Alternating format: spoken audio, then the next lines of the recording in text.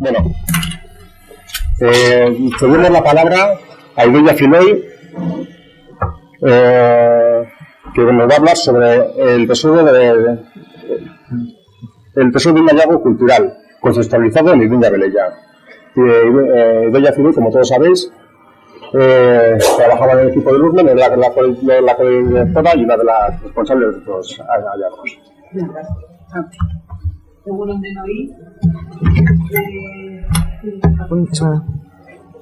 El tiempo ha conservado hasta nosotros testimonios del pasado, algunos de los cuales son elementos clave para ir reconstruyéndolo de manera fidedigna, lo que les otorga un valor excepcional, de forma que, aunque no sean objetos espectaculares, son auténticas joyitas históricas. Cuando ese valor intrínseco se aúna de una procedencia bien contextualizada y científicamente establecida, estamos ante auténticos tesoros del pasado. En esta situación se encajaría plenamente el hallazgo que tuvo lugar en la ciudad romana de Velella, principalmente entre los años 2005 y 2006, en el curso de un proyecto de excavación e investigación que se estaba llevando a cabo en el yacimiento bajo la dirección de Eliseo Gizu Villaga. Este hallazgo de escaso valor material en sí mismo y carente de espectacularidad, al consistir en grafitos incisos sobre soportes que no eran sino restos de basura, de cerámica, vidrio, ladrillos, etcétera, tan habituales por otro lado en las excavaciones arqueológicas, se convertía en excepcional por el contenido de los grabados tanto epigráficos como figurativos que dichos soportes mostraban. Esos aparentemente insignificantes restos, que como he dicho son muy habituales en las excavaciones arqueológicas, contenían todo un tesoro histórico inciso en ellos por los propios habitantes de la Velella romana que nos legaron, sin pretenderlo y con la frescura de lo que se hace en un ámbito doméstico, fuera de cánones o reglas establecidas, una valiosa información histórica que se está mostrando importante para el conocimiento lingüístico, religioso, cultural, doméstico e incluso personal de la antigua ciudad. Hay en efecto grafitos relevantes históricamente ya que proporcionan, por ejemplo, datos lingüísticos esenciales por ser de primera mano para el conocimiento del latín vulgar en esa zona y su evolución, o del uso del euskera en época romana en este territorio. También información propiamente histórica, como la demostración de la presencia de comunidades cristianas en la ciudad y de la labor evangelizadora que en ella tuvo lugar, amoldándose a las circunstancias históricas del imperio. Y estos datos vienen a contradecir teorías históricas bien asentadas, como la de la vasconización tardía de este territorio o la de también su tardía cristianización, que eran más reconstrucciones teóricas basadas en la ausencia de datos que hipótesis bien fundamentadas. Otros grafitos, en cambio, no proporcionan datos de ese calado, pero nos informan de relaciones con territorios lejanos como Egipto, datos que ya teníamos, por cierto, a través de otros hallazgos materiales que habíamos hecho durante las excavaciones, de aspectos culturales varios o incluso de cuestiones puramente privadas. En cualquier caso, todos ellos nos sitúan frente a frente con los antiguos habitantes de la Velella, cuyos restos excavábamos, y aquí tenemos un rostro, posiblemente un retrato, porque está con las líneas de simetría y todo, hecho a alguna de las habitantes de la ciudad, que para mí es algo súper emotivo, vamos, bueno. En este sentido, no se debe olvidar que tenemos la fortuna, además, de estar ante evidencias contextualizadas en el registro arqueológico de un yacimiento muy bien conservado a nivel estratigráfico, lo cual ha proporcionado las bases de su autentificación y de su datación, y por tanto, de sus circunstancias históricas. Además, al haber aparecido en distintos niveles cronológicos, nos encontramos con cómo la arqueología nos ha proporcionado un panorama diacrónico en el que encajar los textos y dibujos grabados en los antiguos soportes, lo que está posibilitando y seguirá haciéndolo largamente en el futuro estudios evolutivos y temáticos de máximo interés para la reconstrucción de nuestro pasado. El proceso de excavación arqueológica, sobre todo en un caso también conservado como era el yacimiento de Velella, implica un laborioso proceso de recogida de datos en campo y una especial atención a la identificación y documentación del registro estratigráfico y materiales asociados. De esto se evalúa en primera instancia su naturaleza y los datos cronológicos que nos están aportando en apoyo de la secuencia que se va estableciendo en el propio proceso de excavación. Viene después de la vorágine del trabajo de campo el estudio ya más reposado de las evidencias y de los datos tomados, momento en el que se extrae todo el potencial de información de los hallazgos. De todo ello se deben derivar estudios científicos que expongan los datos en los que se soportan las interpretaciones y conclusiones a que se llegue y que implican una evaluación de la parte del yacimiento estudiada con sus estructuras, sus materiales, su estratigrafía en su correcto contexto cronológico. En el caso de los grafitos excepcionales localizados durante las excavaciones dirigidas por Eliseo, este trabajo posterior no ha seguido el curso científico normal como todos conocemos. por las circunstancias anómalas a las que fue derivado, de forma que un caso científico se puso en manos de la justicia.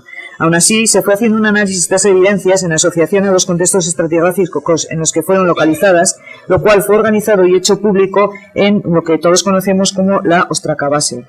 Fue un trabajo, créanme, realmente laborioso y echado en unas circunstancias personales que no se lo recomiendo a nadie. Vale. Este análisis, aunque fuera del cauce que le hubiera sido natural, ha permitido, entre otras muchas cosas, evaluar cómo el contenido de los grafitos viene a marcar, en muchos casos, una distribución temática según su contexto de procedencia, lo que no solo vendría a avalar la secuencia establecida, sino que únicamente tendría explicación en el hecho de que son grafismos de época romana insertos en el devenir histórico de la ciudad. Vamos a analizar ahora algunos de los casos que ejemplifica esto que estoy diciendo. En primer lugar, veremos cómo en un mismo punto de la ciudad, concretamente en una de sus domus, la secuencia estratigráfica establecida marca una clara diferenciación temática por cronologías en las series de grafitos localizados a lo largo de ella. Después, analizaremos qué ocurre cotejando distintos puntos de la ciudad donde también se localizaron este tipo de evidencias, para ver cómo los mismos horizontes cronológicos marcan temáticas similares, aunque se trate de contextos distintos. Y ello de la mano de una de las lenguas en las que aparece escritos los grafitos, como es el euskera, aprovechando el marco que nos ofrece este congreso internacional. Este es un plano con los puntos donde se localizaron los que denominamos en su día como grafitos excepcionales. Bien. Un caso de coherencia y diferenciación temática por cronologías en un mismo lugar, la domus de un mosaico de los rosetones. Sector 6, que vemos ahí la planta en pequeñito y con los manchones rojos los puntos donde se localizaron los grafitos que principalmente se encontraron en este recinto sobre todo, que está, como veis, sin terminar de excavar. Bien. Estamos aquí ante una gran residencia urbana en la parte nuclear de la ciudad, una domus, con las habitaciones distribuidas en torno a un peristilo dotado de cisterna en el subsuelo, el cual articulaba el acceso a las distintas dependencias interiores de la vivienda. De construcción alto imperial, sufrió una reestructuración a finales del II, permaneciendo en uso hasta época tardorromana, si bien con una profunda remodelación en torno a mediados del IV, por lo que parte de sus antiguas dependencias se reconvirtieron en talleres artesanales. El caso es que la casa se mantiene ocupada al menos hasta principios del siglo V. En ella aparecieron un total de Aparecieron un total de 122 grafitos localizados en distintas unidades estratigráficas. De ellos consideramos excepcionales un total de 67. Estos se distribuían en dos horizontes cronológicos bien marcados a los que se asociaba un cambio en el contenido temático de dicho material gráfico. Ahí estoy marcando con dos flechas, el superior es un nivel de derrumbe sobre un suelo, que es en el que aparecieron el nivel más moderno de grafitos que luego entraré en él, y debajo en la preparación de un suelo sobre los antiguos niveles de ocupación alto imperial, pues en esa preparación de suelo se encontraron el nivel más antiguo de grafitos en el cual cambia la temática totalmente. Vale, pues el más antiguo, que es el inferior, datable en torno a fines del 2, principios del 3, que es el momento de remodelación de la domus en época alto imperial, muestra grafitos de carácter doméstico escritos en euskera. Un euskera en lo que lo más destacable son listados de diversas palabras, colores, relaciones familiares, adjetivos, con algún pequeño sintagma nominal como un preciosísimo neureamech, que veremos más adelante. Bien. Como digo, estos materiales se localizan a nivel de preparación del suelo, en los que la estratigrafía y materiales asociados marcaban esa cronología. En el más moderno, que es el superior, el que está marcado arriba con la flecha, datable en torno a fines del 3, principios del 4, y que es un nivel de derrumbe, en el que pilló los materiales que estaban en el suelo, los grafitos cambian radicalmente de contenido. La iconografía y los textos, algunos en euskera y otros en latín vulgar, muestran una clara temática de naturaleza religiosa de carácter judeocristiano. La mayor parte de los grabados con este contenido se asociaban al recinto 8, reconvertido entonces a juzgar por la estructura y por los materiales asociados en una especie de domus ecclesia. Esta casa se remodela, entonces en el nivel antiguo es una casa que funciona como casa, y es en el que aparece el euskera, digamos, de carácter doméstico. Sufre esta estancia una remodelación y se reconvierte en algo que interpretamos por la propia estructura y por el material asociado, como decía, en una domus ecclesia, y es en asociación a ese contexto en el que aparecen los grafitos más modernos de este sector, que son los de carácter religioso, porque pensamos que en esta domus ecclesia se estaba haciendo una intensa labor de evangelización. Bien, del hallazgo gráfico del sector 6, que es este, y la coherencia temática en la que parecen agruparse las evidencias según la época en que fueron grabadas, podemos tirar del hilo conductor del euskera para ver qué pasa en otros puntos de la ciudad, tanto en la misma época como diacrónicamente, y ver si esta coherencia se mantiene. Bien. El grafito más antiguo, escrito en euskera, localizado por un momento en Velella, procede de este sondeo 47, ubicado en una zona al sur de la ciudad, fuera ya extramuros de la muralla que se construyó ya en época tardorromana, en un área que en principio hemos de considerar como residencial. Grabado sobre un ladrillo de pavimento, su contenido es, podemos decir, topográfico, ya que interpretamos que las líneas que se ven ahí son un plano de la ciudad. Y en ella aparece mencionada la palabra Velella Gori. Vemos, por tanto, un grafito de contenido topográfico. Vale. De mediados del siglo II, poquito más adelante en el tiempo, y localizados en otro sondeo, ubicado en un área nuevamente residencial al oeste de la ciudad, proceden otros 3 grafitos en euskera de contenido también podemos considerar como doméstico, como este de R. Tasú, Neurcorduma y otros de más difícil interpretación. Todos ellos procedentes de niveles de derrumbe. ¿Ya ven? Está aquí la escala, de qué profundidades estamos hablando. En estos dos niveles, estratigráficos, diferentes, aparecieron esos grafitos en euskera, vamos, a cotas ya, pues a metro y pico de profundidad de la superficie del terreno. Bien.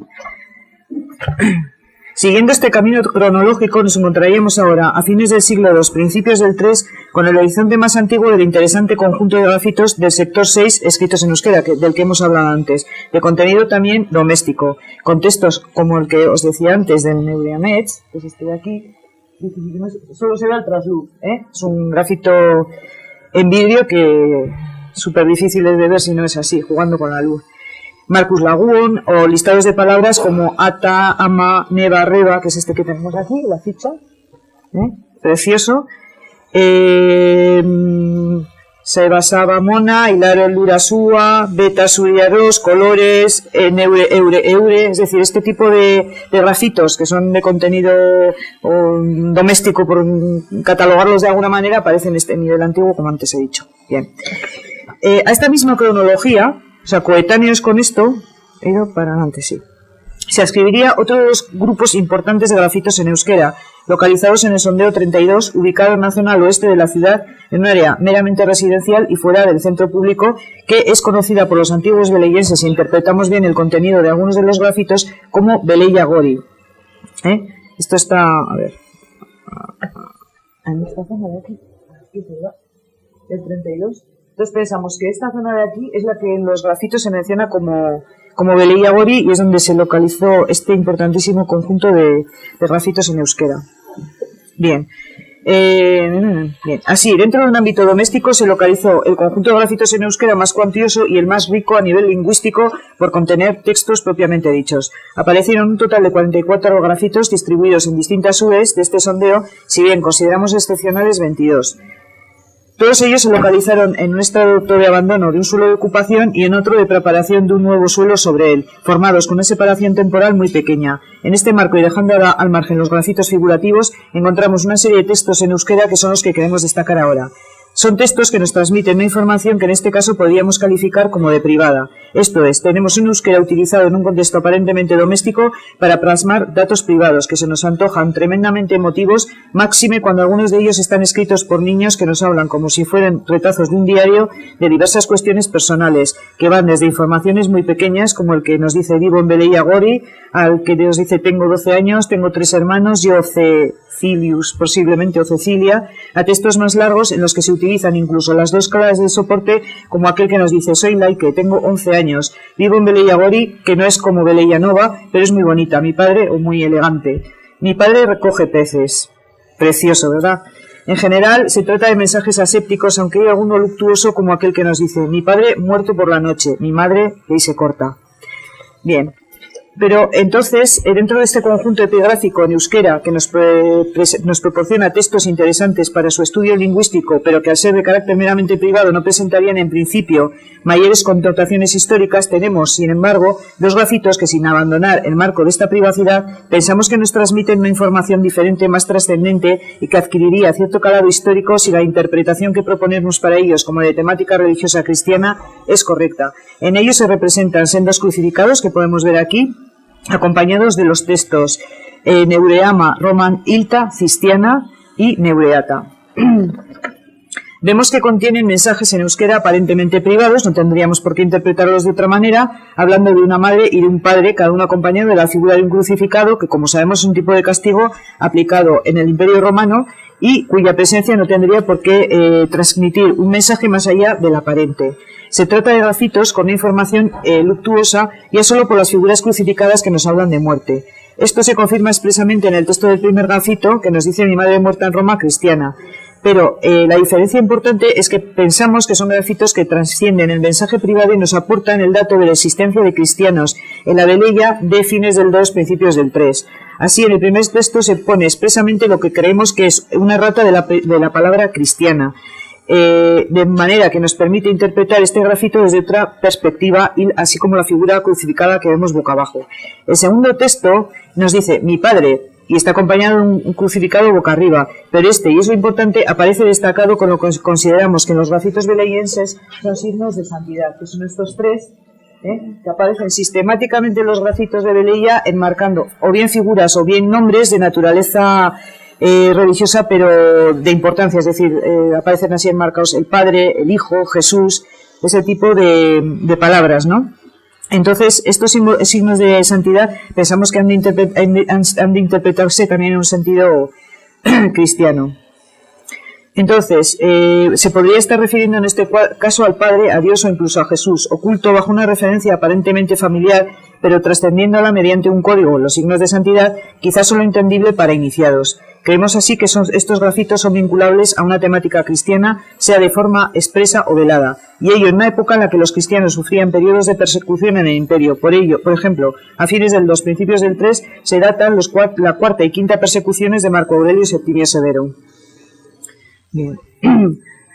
El siguiente momento cronológico importante con grafitos en euskera nos situaría a fines del 3, principios del 4. Se trataría del material correspondiente al hallazgo más reciente del descrito del sector 6, ascribible a un contexto de evangelización cristiana en un ámbito que interpretamos, como he dicho antes, como de Domus Ecclesia. A partir de este momento cronológico, la vinculación entre el uso del euskera y la temática cristiana se convierte en exclusiva, de manera que no vuelven a registrarse grafitos en esta lengua para otro uso que no sea el religioso. En el caso de esta Domus vemos cómo hacia principios del 4 el euskera, junto con un latín que hemos de entender como vulgar, así como con figuras grabadas, se usan para llevar a cabo lo que entendemos como una intensa labor evangelizadora en un marco probablemente ya de libertad de culto, oficializado en 311 con el denominado Edicto de Tolerancia de Nicomedia del emperador Galerio, que ponía fin a las persecuciones, y con el Edicto de Milán de 313 de Constantino, que establecía la libertad de religión. El euskera, por tanto, tiene ya un uso claramente religioso, se está evangelizando en lengua vernácula clarísimamente, y nos encontramos en este contexto con textos que son breves mensajes casi telegráficos, posiblemente correspondientes a una finalidad sincrética, al menos en conceptos clave como este de la divinidad propiamente dicha, Yahvé Geureata, Nereata Esue Yahvé Ata. O sea, lo que tú llamas Ata, como Dios, como concepto de divinidad, es lo que nosotros llamamos Yahvé. Se están llevando de su religión al cristianismo. Están evangelizando. Para mí no tiene mucha duda, y la iconografía nos ayuda mucho en ese sentido, en este contexto. En general, estamos sobre todo ante pequeños sintagmas nominales y mayor estructura gramatical. Ahora bien, hay alguno más largo correspondiente a un fragmento del Padre Nuestro, que es este que podemos ver aquí. Vale.